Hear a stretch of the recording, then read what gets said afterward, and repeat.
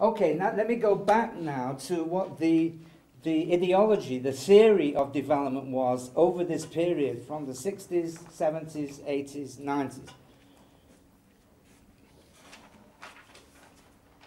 There's one other aspect that I should mention.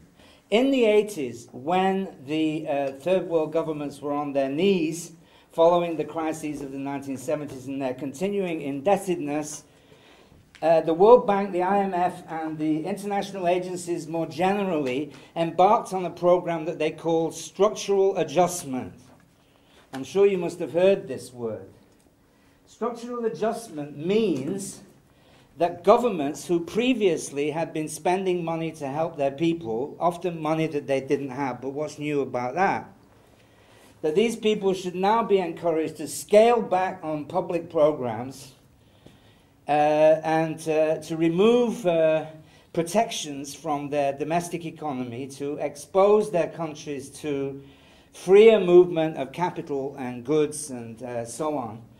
And in other words, structural adjustment was a process in which the state was rolled back as part of an international deal, if you like, with the principal Washington agencies to allow these countries to stay in the world economy as long as they opened up to trade and investment from the Western corporations, and at the same time as long as they understood that they were in no position to embrace ambitious public spending programs for their people. And as a result, of course, I mean, education programs, transport programs, health programs, all went to the wall. Teachers throughout Africa, basically, many of them, you know, don't get paid in 20 years. I mean, they have to turn, they can't teach kids anymore because they have to farm or trade to make a living. This is the consequence of structural adjustment. So, in addition to taking all the loot, we also imposed a system which made that the political organization endemic to the country had no means at its disposal to protect its own people. And the result, of course, is what we call the neoliberal economy, which is a world in which capital is free to move throughout the world without much hindrance, and any attempt of governments to build some level of protection for their people into their programs has been more or less abandoned.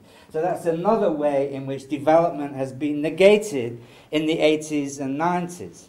Why it really is hypocritical for anybody to claim that development is a realistic item on the agenda in this world. I mean, the world is not designed to make people richer. Of course, there has been one very significant exception to this, which is the rise of Asia as an economic power in the second half of the 20th century.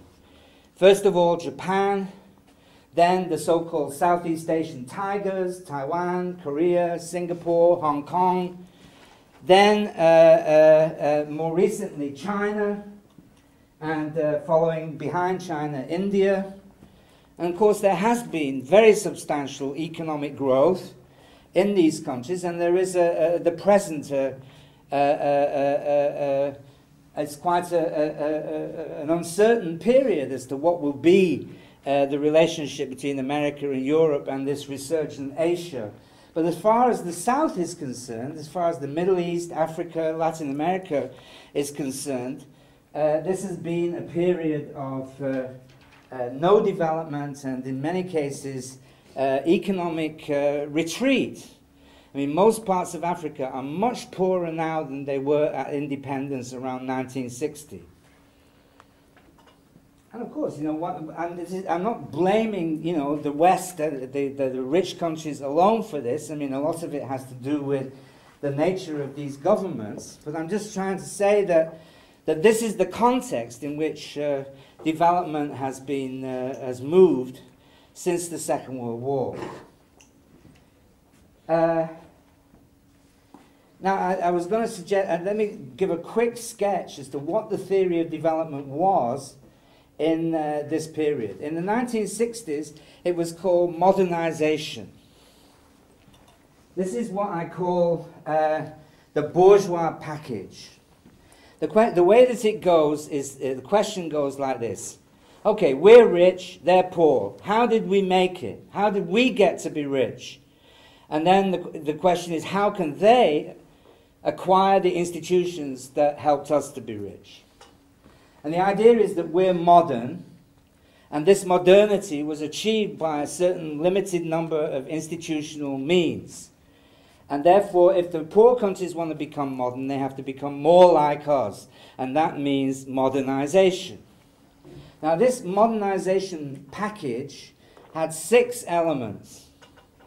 The first was that modern economic growth depends on cities. And most of the third world in the middle 20th century was predominantly rural. So the first task is the development of cities. The second thing is they need money. They need capital. They need enterprise. They need the whole package that people imagine is successful, is the source of success for capitalist enterprise. The third thing they need is science and technology. It's very important. Machines. The fourth thing they need is education, obviously. They need the education that will help them towards a more progressive economy and technological base. But in any case, the economy and culture depend on the rule of law. So the fifth item is the notion of establishing conformity to the law as a formal framework within which people can develop these other attributes. And finally, the political mechanism for this is the institution of democracy. Now, this is a kind of idealized version of what I call the bourgeois package. This is how we imagine the middle classes in England, Europe, and America lifted our economy out of the mire of pre-industrial civilization, of agrarian, feudal society. We did it by being urban, we did it by being focused on commerce, we did it by being open to new rational techniques and scientific methods. We did it by committing ourselves to public education, by establishing the rule of law within which an appropriate property system could develop, and we instituted liberal democracy. So that was the idea, that was the development theory of the 60s. This was a period when the Western countries were still expanding, and it seemed pretty plausible to many people.